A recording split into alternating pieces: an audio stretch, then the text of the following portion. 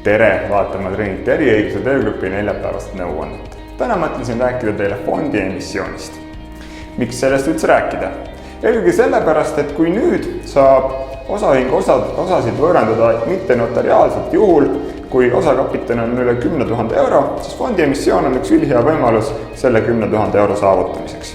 Nimelt saab siis fondi emissiooni kaudu suurendada omakapitali arvelt kõikide ühingu osanike osasid.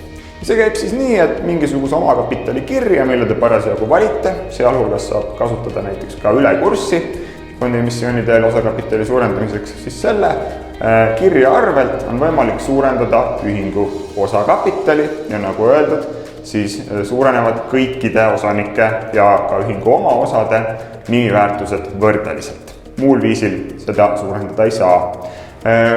Millega peab veel arvestama on see, et täna on näiteks möödunud aasta algusest juba rohkem kui 8 kuud.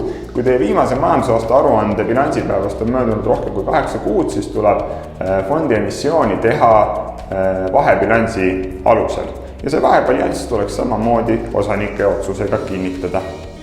Aga kui teil tekib selles osas mingisuguseid täiendavaid küsimusi, võtke meiega julgesti ühendust ja täname vaatamist.